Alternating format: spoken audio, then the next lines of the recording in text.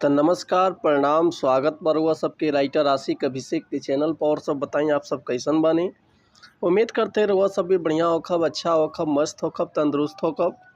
तो रहुआ सबन खातिर लेके आ गए बनी बिल्कुल ज़बरदस्त, बिल्कुल ब्लास्ट, बिल्कुल खतरनाक, बिल्कुल हिट मेटर भोजपुरी पति पत्नी के लव सॉन्ग। उम्मीद करते रहुआ सबके बेहद पसंद आई। अगर एकरा के रहुआ बढ़िया म्यूजिक बनवा के बढ़िया से दिल से गायकी कैतनी तो 100% बाकी गाना और मार्केट में ब्लास्ट करी।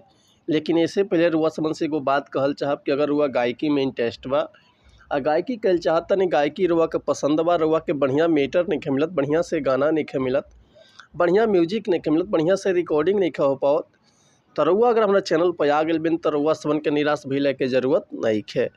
काहे से कि रुआ समन खातिर हम हर एक प्रकार के सॉन्ग लिखिले, हिंदी होखे चाहे भोजपुरी होखे, चाहे ट्रैक पर होखे, चाहे नया कंपोजिशन होखे, चाहे वो अपना फरमाइश के हिसाब से कोनो भी मेटर लिखवा सकीले।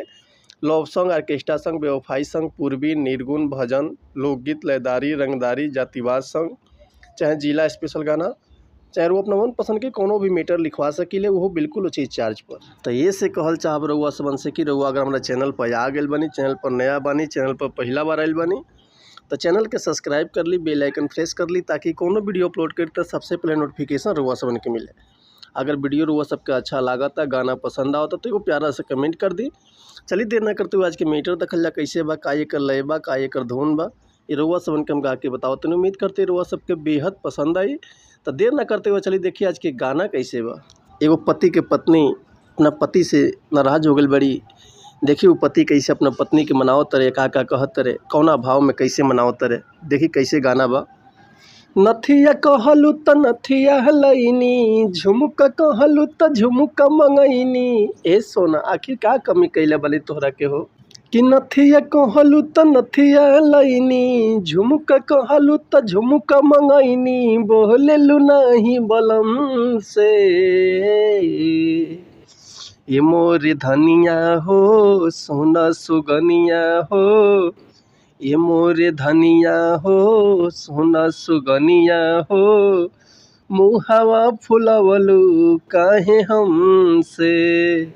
ये मोरे धनिया हो सोना सुगनिया हो, मुहावा फुलवलू काहे हमसे।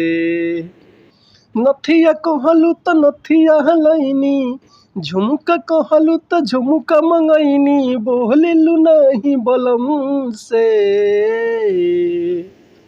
ए मोरे धनिया हो सोना सुगनिया हो, मुहावा फूलवलू काहे हमसे। ए मोरे धनिया हो सोना सुगनिया हो, मुहावा फूलवलू काहे हमसे। तो उम्मीद करतन मीटर हुआ सबके बेहद पसंद आयल हुई। अगर ये गाना कर वो फुल लिखवावल चाहतनी, चाहे एकर म्यूजिक बनवावल चाहतनी, तो रुआ बेहिचक कॉल या व्हाट्सअप कर सकीले। रुआ के बिल्कुल उचित चार्ज पर फुल गाना मिल जाए, बढ़िया से बढ़िया म्यूजिक मिल जाए हम अलग से। लेकिन एक और बात रुआ सबसे कहल चाहब कि अगर हमारे गाँव में कहीं मिस्टेक होता तो भी क्षमा चाहतनी। ऐसे कि हम तो गायक ना ही, हम तो राइटर रुआ समझ के खाली बता सकीले, समझा सकीले। तो मिलत है नेक्स्ट वीडियो में कुछ नया गाना, कुछ नया धुन, कुछ नया कंपोजिशन लेके। तब तक ले रहा सबसे अनुमति चाहतनी। नमस्कार प्रणाम, जय हिंद, जय भारत, जय भोजपुरी समाज, हर हर महादेव, जय श्री शंभू, जय माता दी।